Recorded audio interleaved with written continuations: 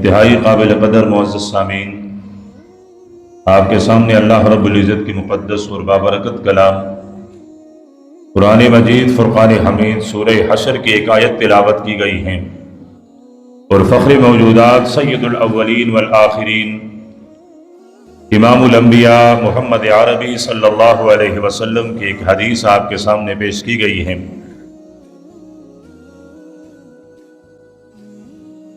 آیت میں اللہ پاک نے پیغمبر علیہ السلام کے واسطے سے امت پر جو احسانات کیے گئے ہیں ان احسانات کا ذکر اور تذکرہ ہے کہ اس پیغمبر کی خاطر اللہ پاک نے اس امت پر یہ احسان فرمایا کہ امت کا جو ضعیف اور کمزور اور بے سہارا طبقہ ہے، مالدار، اہل ثروت، اہل مال، ان کو ان کا سہارا بننے کا حکم دیا، اور عام ایمان والوں کو حکم دیا کہ اللہ کے پیارے پیغمبر کی طرف سے ان کو جو کچھ ملے وہ اسے بخوشی قبول کریں، اور جس چیز سے اللہ کا پیارا پیغمبر اسے منع فرمائے تو اسے وہ رک جائے۔ اب پیغمبر علیہ السلام کی طرف سے دی جانے والی چیز اگر مادی ہو، دکھائی دے رہی ہو، مال ہو، تو فرمائے تب بھی امت اسے قبول کرے، اور اگر پیغمبر علیہ السلام کے ذریعے سے امت کو دی جانے والی چیز مادی نہیں بلکہ روحانی ہو، آسمانی وحی ہو، آسمانی تعلیمات ہو، تو فرمائے تب بھی امت اسے قبول کرے، اور اللہ کا پیارا پیغمبر ان کو جس چیز سے منع کریں، روکیں، اس چیز سے یہ رکیں۔ اسی کے تناظر میں آپ صلی اللہ علیہ وسلم نے ایک حدیث میں چند خوبیاں ارشاد فرمائی، چند کمالات ارشاد فرمائی، اور ان کمالات کے اپنانے کے لیے اللہ کے پیارے پیغمبر نے انداز، اسلوب ایسا اختیار فرمایا کہ ہر سننے والا متوجہ رہے اور وہ ان خوبیوں کو، ان کمالات کو اپنی زندگی اور اپنے عمل کا حصہ بنائیں۔ سرور دو عالم صلی اللہ علیہ وسلم کے صحابہ میں سے ایک صحابی ہیں حضرت ابو ہریرہ رضی اللہ تعالی عنہ۔ حضرت ابو ہریرہ نے میرے پیغمبر کے صحبت کا اور آپ کی زندگی کا بہت کم وقت پایا ہے، 3 سال آپ کے صحبت میں رہے ہیں، اور یہ 3 سال میرے پیغمبر کے صحبت میں رہنے والا صحابہ کرام میں سب سے زیادہ میرے پیغمبر کے احادیث کو روایت کرنے والا صحابی ہے۔ اللہ کے پیارے پیغمبر نے مدینے کی زندگی کے 7ویں سال خیبر کی جنگ لڑی اور خیبر کے یہودیوں پر جزیہ مقرر کیا، اور ان کے متعلق حکم دیا کہ ان کو جزیرۃ العرب سے نکال دیا جائے۔ حضرت عمر رضی اللہ تعالیٰ عنہ کے دور میں میرے پیغمبر کے یہ وصیت اور آپ کی یہ تمنا اور یہ خواہش بھی پوری ہوئی، اور حضرت عمر نے اپنے زمانے میں جزیرۃ العرب کو یہودیوں کی ناپاک وجود سے پاک فرمایا۔ ہائے کاش آج بھی عرب دنیا کو یہ احساس ہوتا کہ ہمارے پیغمبر کی وصیت تھی کہ عرب خطے پر یہود کے ناپاک قدم نہ جمنے پائیں، تو کبھی بھی اسرائیل کو تسلیم نہ کرتے، نہ کبھی اسرائیل کا ساتھ دیتے۔ اور صرف یہ نہیں، اب تو ہمارے پڑوس کو ایک اور پڑوسی کو بھی اسرائیل کے ساتھ ہمدردی ہونے لگی ہے، وہ بھی اپنے زخم چاٹنے لگ گیا ہے، اور اس نے بھی ہمیں صرف اس لیے نشانہ بنایا کہ ہم نے فلسطین کے مظلوم مسلمانوں کا ساتھ کیوں دیا۔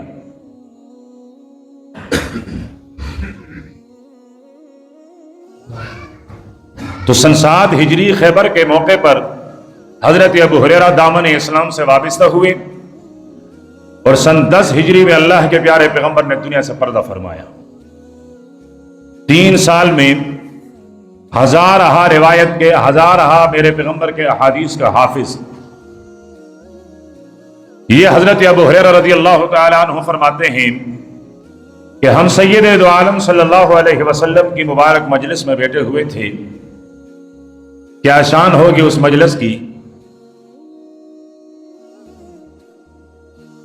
سورج، چاند، تارے، آسمانی مخلوق رشک بری نگاہوں سے دیکھا کرتے تھے محمد عربی صلی اللہ علیہ وسلم کی مجلس کو۔ اور پھر اس مجلس میں جب میرا پیغمبر آفتاب اور مہتاب اور آپ کے صحابہ آسمان ہدایت کے تارے بن کر موجود ہوں، فرمائے اس پاکیزہ مجلس میں اللہ کے پیارے پیغمبر نے ارشاد فرمایا، اور انداز بھی بڑا عجیب تھا۔ فرمایا من یاخذ عنی ہؤلاء الکلمات، میں اللہ کا نبی، اللہ کا پیغمبر عبداللہ کا در یتیم، آمنہ کا لخت جگر، ساقی کوثر پیغمبر، میں کچھ کلمات، کچھ باتیں دینا چاہتا ہوں کہ آپ میں سے کوئی لینے والا ہے؟ صحابہ کرام رضوان اللہ علیہم اجمعین، جن کو تلاش ہی اس بات کی تھی، وہ 24 گھنٹے میرے پیغمبر کے مجلس میں بیٹھتے ہی اس لیے تھے کہ وحی کے پھول جھڑے اور ہم اپنے دامن میں جمع کر سکیں۔ حضرت ابو ہریرہ رضی اللہ تعالیٰ عنہ نے کسی اور صحابی کو بولنے کا موقع ہی نہیں دیا۔ جیسے اللہ کے نبی نے فرمایا من یاخذ عنی ہؤلاء الکلمات، یہ چند باتیں میں دے رہا ہوں، مجھ سے کوئی سیکھے، اس پر عمل کریں، یا کم سے کم ان کو پہنچائے جو اس پر عمل کریں۔ چند کمالات ہیں، چند خوبیاں ہیں، میں اللہ کا نبی بتلانے لگا ہوں، یا تو سیکھ کر آپ خود عمل کریں، یا ایسے لوگوں تک پہنچائے جو لوگ اس پر عمل کریں۔ جیسے ہی پیارے پیغمبر نے یہ جملہ مکمل فرمایا تو حضرت ابو ہریرہ فرماتے ہیں میں نے عرض کیا قلت انا یا رسول اللہ، اللہ کے رسول میں حاضر ہوں نا، میں حاضر ہوں۔ حضرت ابو ہریرہ فرماتے ہیں مجھے یاد ہیں پیارے پیغمبر کے حجرے اور مسجد نبوی کے درمیان جو خطہ، جو حصہ ہے، پر میں کبھی اس میں گر جایا کرتا تھا۔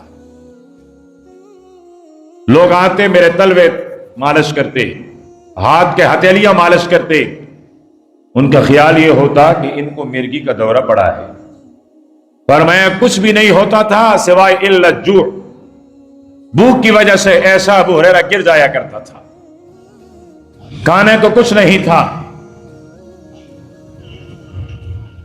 ایک دفعہ اللہ کے پیارے پیغمبر کے دربار میں عرض کرنے لگے اللہ کے محبوب، یہاں آپ کی بات، آپ کی حدیث سن لیتا ہوں، گھر پہنچتا ہوں بھول جاتا ہوں۔ یہاں ابھی آپ نے ایک بات ارشاد فرمائی، مجلس تبدیل ہو گئی، میں بھول جاتا ہوں۔ فرمایا اچھا یہ بات ہے، فرمایا تم اپنے اس چادر کو تہ کر کے مجھے دے دو۔ چادر کو تہ کر کے دیا، اللہ کے پیارے پیغمبر نے حضرت ابو ہریرہ کے سینے کے ساتھ لگایا، فرمایا وہ دن اور آج کا دن میں نے اللہ کے پیارے پیغمبر سے جو سنا دل کی تختی پہ محفوظ ہو گیا، اس کے بعد کوئی چیز مجھ سے بھولی نہیں۔ حضرت ابو ہریرہ عرض کرتے ہیں میں نے عرض کیا اللہ کے رسول میں حاضر ہوں، یہ کلمات، یہ باتیں میں آپ سے سیکھ کر عمل بھی کروں گا اور امت تک بھی پہنچاؤں گا۔ انداز دیکھیے اللہ کے پیارے پیغمبر کا۔ حضرت ابو ہریرہ فرماتے ہیں فَأَخَذَ بِيَدِي، اللہ کے پیارے پیغمبر نے مجھ ابو ہریرہ کا ہاتھ پکڑا، آئی قربان جاؤں ابو ہریرہ تیرے پاؤں مبارک سے لگی ہوئی مٹی سے تیرا ہاتھ سرور کونین کے ہاتھوں میں آیا، کتنا خوش نصیب ہے تو، کتنا ذی قدر ذی شان ہے، کیا مقام، کیا عظمت۔ کہ اللہ کے پیارے پیغمبر نے 13 ہاتھ اپنے نبوت والے ہاتھ میں پکڑا، اور پھر اللہ کے پیارے پیغمبر نے اپنے ہاتھ کی انگلیوں پر 1 2 3 5 اس طرح نہیں، حضرت ابو ہریرہ کی انگلیوں پر شمار کیا۔ ایک معلم، ایک استاد، وہ ہمیشہ انداز تبدیل کر کے سمجھانے کی کوشش کرتا ہے، اس لیے کہ سمجھنے والوں کی طبیعتیں مختلف ہوتی ہیں، اور اللہ کے پیارے پیغمبر تو معلم کائنات ہیں۔ اسلوب اور انداز بڑا عجیب اپنایا کہ حضرت ابو ہریرہ کا ہاتھ پکڑا، اور حضرت ابو ہریرہ فرماتے ہیں فعد خمسن، اللہ کے پیارے پیغمبر نے میرے ہاتھ کی انگلیوں پر 5 باتیں گن کر ارشاد فرمائی۔ ابو ہریرہ پہلی بات، یہ ابو ہریرہ کی انگلی پر فرمایا اتق المحارم، اتق المحارم۔ فرمایا ابو ہریرہ، میرے رب نے جن چیزوں سے منع فرمایا ہے ان سے اپنے آپ کو روک لیں۔ حرام آسان الفاظ میں ہر وہ چیز جس پر شریعت نے دنیا یا آخرت میں سزا مقرر کی ہے، جس کام پر دنیا میں حد لگتا ہے یا آخرت میں سزا ملتی ہے، وہ حرام ہے۔ تو فرمایا حضرت ابو ہریرہ نے کہ اللہ کے پیارے پیغمبر نے میری انگلی پکڑتے ہوئے ارشاد فرمایا ابو ہریرہ اتق المحارم، اپنے آپ کو حرام سے بچائے رکھ۔ متقی کسے کہتے ہیں؟ بچنے والا، کفر سے بھی بچے، شرک سے بھی بچے، نفاق سے بھی بچے، بڑے بڑے گناہوں سے بھی بچیں، چھوٹے چھوٹے گناہوں سے بھی بچیں، جس چیز کے اندر گناہ ہونے کا شبہ ہے اس سے بھی رکھیں، اسے کہا جاتا ہے متقی۔ تو فرمایا ابو ہریرہ، جو چیزیں میرے رب نے منع فرمائی ہیں ان سے رک جا۔ شاید حضرت ابو ہریرہ کے دل سے آواز آئی ہو، اللہ کے حبیب، میں ابو ہریرہ اگر محارم سے، حرام چیزوں سے، حرام کاموں سے، حرام باتوں سے منع ہو جاؤں تو مجھے ملے گا کیا؟ تو اللہ کے پیارے پیغمبر نے اگلا جملہ ارشاد فرمایا، فرمایا تکن اعبد الناس، اگر تم لوگوں میں سب سے بڑا عابد، سب سے بڑا عبادت گزار، سب سے بڑا پرہیزگار بننا چاہتا ہے تو سب سے بڑے عابد بننے کے لیے، پرہیزگار بننے کے لیے فرمایا اتق المحارم، حرام سے بچو۔ جو حرام سے بچا وہ سب سے بڑا عبادت گزار بن گیا، وہ سب سے بڑا پرہیزگار بن گیا۔ حرام سے بچتا ہے، صرف 5 نمازیں پڑھتا ہے، نوافل اتنا زیادہ نہیں، تہجد بھی کوئی زیادہ نہیں، نفل روزے بھی کوئی زیادہ نہیں، نفل صدقے بھی کوئی زیادہ نہیں، لیکن میرے نبی نے ارشاد فرمایا جب یہ اپنے آپ کو حرام سے بچائے رکھتا ہے تو یہ سب سے بڑا عبادت گزار ہے۔ حضرت ابو ہریرہ فرماتے ہیں یہ بات تو میری دل کی تختی پر محفوظ ہو گئی۔ فرمایا اس کے بعد میرے پیغمبر نے ہاتھ کی دوسری انگلی پکڑتے ہوئے ارشاد فرمایا ابو ہریرہ دوسری بات، وَرْضَ بِمَا قَسَمَ اللَّهُ لَكَ، رب نے جو تیرے مقدر میں لکھا ہے، رب نے جو تیرے لیے مقرر کر رکھا ہے اس پر راضی ہو جا۔ اس لیے کہ انسان کے تخلیق سے ہزارہا سال پہلے اس کی قسمت اور مقدر لکھ دی گئی ہے۔ انسان دنیا میں آتا ہے تو دنیا میں آنے سے پہلے دنیا میں اس کی مدت زندگی لکھ دی جاتی ہے، دنیا میں اس کا رزق لکھ دیا جاتا ہے، موت کا وقت کب آئے گا یہ لکھ دیا جاتا ہے، اور موت آئے گی یہ بھی لکھ دیا جاتا ہے۔ ابھی تک یہ دنیا میں آیا نہیں، اس کے موت کا فیصلہ پہلے ہو چکا ہے۔ ابھی تک یہ دنیا میں آیا نہیں، دنیا میں آنے سے پہلے اس کے رزق کا فیصلہ ہو چکا ہے۔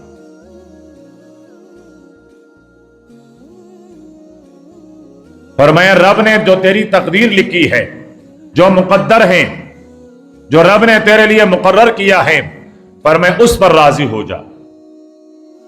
حضرت ابو ہریرہ نے عرض کیا ہوگا اللہ کے نبی میں تو راضی ہو گیا، لیکن اس پر مجھے ملے گا کیا؟ اعزاز کیا ہوگا؟ اگر میں رب کے فیصلے پر راضی رہوں، رب نے میرے لیے فیصلہ خیر کا فرمایا، میں نے شکر ادا کیا۔ رب کے دربار سے فیصلہ وہ میرے لیے مصیبت کا، تکلیف کا، پریشانی کا تھا، میں اس پر بھی صبر کرنے لگ گیا، اس لیے کہ یہ تو میرے تقدیر کی لکھی ہوئی باتیں ہیں، میں اس پر راضی ہوں۔ لیکن میرا اعزاز کیا ہوگا؟ فرمایا ابو ہریرہ تکن اغنى الناس، جب رب کے فیصلوں پر راضی ہو جاؤ گے تو کائنات میں آپ سب سے بڑے غنی بن جاؤ گے۔ اغنى الناس، سارے لوگوں میں سب سے بڑا غنی، سب سے بڑا مالدار، سب سے بڑا مستغنی، دنیا والوں سے بے رغبت بن جاؤ گے۔ لیکن کام کیا کرو گے؟ فرمایا وَارْضَ بِمَا قَسَمَ اللَّهُ لَكَ، رب نے جو تیرے لیے مقرر کیا ہے اس پر راضی ہو جا۔ اب کوئی حسد نہیں، کوئی حرص نہیں، اس لیے کہ یہ تو اپنے تقدیر پہ راضی ہے۔ یہ محل میں ہے تو تب بھی راضی، یہ جھوپڑی میں ہے تو تب بھی راضی، اس کو رات کا کھانا ملا ہے تو تب بھی راضی، یہ رات کو بھوکا سویا ہے تب بھی راضی۔ حرص بھی ختم ہو گئی، ہوس بھی ختم ہو گئی، حسد بھی ختم ہو گئی، سب سے بڑا غنی بن جاؤ گے۔ قربان جاؤ، اللہ کے پیارے پیغمبر نے امت کو کیا خود اعتمادی سکھائی ہے کہ امت خود اعتماد بنے، اپنی حاجتیں اپنے جیسے مخلوق کے سامنے نہیں، اپنی حاجتیں مخلوق کے خالق کے سامنے پیش کریں، اور مخلوق دے گی تو کتنا دے گی، اور خالق دیتا ہے تو بے حساب دیتا ہے۔ رب کا فیصلہ رزق کے بارے میں، اللہ یبسط الرزق لمن یشاء من عبادہ ویقدر، کسی کے رزق کو بہت زیادہ واسع اور فراخ کیا ہے، اور کسی کی رزق کو تنگ کر دیا ہے۔ پھر اللہ کے پیارے پیغمبر نے رزق میں اپنے رزق کو وسیع کرنے کے اسباب بھی بتلائے ہیں، نمازوں کی کثرت، روزوں کی کثرت، صدقات کی کثرت، استغفار کی کثرت، پیارے پیغمبر پر درود اس کی کثرت، یہ تمام اسباب ہیں جو انسان کے رزق کو بابرکت بنا دیتا ہے۔ حضرت ابو ہریرہ فرماتے ہیں 2 انگلیوں پر اللہ کے پیارے پیغمبر نے 2 باتیں شمار کر لی، اللہ کے پیارے پیغمبر نے میری تیسری انگلی پکڑی اور پھر ارشاد فرمایا وَأَحْسِنْ إِلَىٰ جَارِكَ، ابو ہریرہ اپنے پڑوسی کے ساتھ حسن سلوک کر لیا کر، اپنے پڑوسی کے ساتھ حسن سلوک، اچھا سلوک، بہترین سلوک، اپنے پڑوسی کے ساتھ بھلائی کا معاملہ کر لیا کر، اور معاشرہ کر رہی ہے، ہمارا معاشرہ کر رہی ہے، کوشش میں ہو، اپنی ایڑی چوٹی کا زور لگاتا ہے کہ پڑوسی کو کیسے ستاؤں گا، کیسے اذیت دوں گا، صلاحیت اس پر خرچ ہو رہی ہے۔ جبکہ اللہ کے پیارے پیغمبر فرماتے ہیں جب بھی جبریل میرے پاس آئے، وہی کے کچھ کلمات آئے، اور آخر میں ارشاد فرمایا اللہ کے حبیب رب کا حکم ہے پڑوسی کے ساتھ حسن سلوک۔ دوبارہ آئے وہی کے کلمات، وہ پہنچانے کے بعد اللہ کے حبیب رب کا حکم ہے پڑوسی کے ساتھ حسن سلوک۔ فرمایا جب جب جبریل آیا تب تب مجھے پڑوسی کے ساتھ اچھے سلوک کا حکم دیا۔ مجھے تو گمان ہونے لگا کہ ایک دن جبریل آ کر مجھ سے یہ بھی کہے گا امت کو بتلا دیں جس طرح مرنے والے کے میراث میں اس کے ماں باپ، اس کے بیوی بچے شریک اور شامل ہوتے ہیں، اس طرح اس کا پڑوسی بھی اس کے میراث میں شامل ہے۔ مجھے یہ گمان ہونے لگا کہ کسی دن جبریل آ کر مجھے یہ حکم نہ دے دیں۔ اس کثرت کے ساتھ، بار بار تاکید کے ساتھ اللہ پاک نے پڑوسی کے ساتھ حسن سلوک کا حکم دیا، اور اللہ کے پیارے پیغمبر نے ارشاد فرمایا من کان یؤمن باللہ والیوم الآخر، فرمایا تم میں سے جو آدمی اللہ پر ایمان رکھتا ہو، روز آخرت پر ایمان رکھتا ہو، جس میں 2 چیزیں موجود ہوں، رب پر ایمان ہے، آخرت پر ایمان ہے، फरमाया वो अपने पड़ोसी के साथ अच्छा सलूक करे। यानी पड़ोसी के साथ अच्छा सलूक करना ये मोमिन होने की अलामत है। यहां हजरत अबू हुरैरा की उंगलियों पर शुमार करते हुए अल्लाह के नबी ने तीसरी बात इरशाद फरमाया वाहसिन इला जारिक। अबू हुरैरा अपने पड़ोसी के साथ अच्छा सलूक करें। अर्ज करने लगा होगा हजरत अबू हुरैरा, अल्लाह के हबीब, मैं पड़ोसी के साथ अच्छा सलूक करूं, उसके हुकूक अदा करूं, हुकूक का ख्याल करूं, मुझे तगमा क्या मिलेगा, इम्तियाज क्या मिलेगा मुझे? फरमाया तकुन मुमिना, तकुन मुमिना, पड़ोसी के साथ अच्छा सलूक करोगे मोमिन बन जाओगे। कामिल मोमिन बनने के लिए फरमाया पड़ोसी के साथ अच्छा सलूक करना, हुकूक वालों के हक अदा करना यह लाजिमी और जरूरी है। चौथी उंगली पकड़ते हुए अल्लाह के प्यारे पैगंबर ने हजरत अबू हुरैरा से फरमाया, अबू हुरैरा वाहिब लिन्नास मा तुहिब्बु लिनफ्सिक, लोगों के लिए वो कुछ पसंद कर लें जो अपने लिए पसंद करता है। अगर अपने लिए तुझे इज्जत पसंद है तो अपने हर मुसलमान भाई के लिए इज्जत पसंद कर लें। अगर अपने लिए सुकून और राहत पसंद है तो अपने हर मुसलमान भाई के लिए भी राहत और सुकून उसके असबाब पसंद कर लें। और अगर दूसरे के लिए जिल्लत पसंद है तो फिर खुद भी सोच लें, अपने लिए भी जिल्लत पसंद कर लें। दुनिया ने ऐसा अक्लमंद शायद देखा हो जिसकी तमन्ना यह हो कि मैं दुनिया में रुसवा हो जाऊं, मैं दुनिया में जलील हो जाऊं, मैं दुनिया में तंगदस्त रहूं, मैं दुनिया में लोगों से, मुआशरे से अलग तलग रहूं, लोग मुझसे नफरत करने लग जाएं, लोगों के निकाहों में हकीर और जलील बन जाऊं। शायद किसी ने यह तमन्ना की हो, कोई भी नहीं करता। तो फरमाया जो अपने लिए पसंद करता है अबू हुरैरा वो और लोगों के लिए भी पसंद कर ले। अर्ज की अल्लाह के महबूब इम्तियाजी शान मुझे मिलेगा क्या? फरमाया तकुन मुस्लिमा, तुम कामिल मुसलमान बन जाओगे।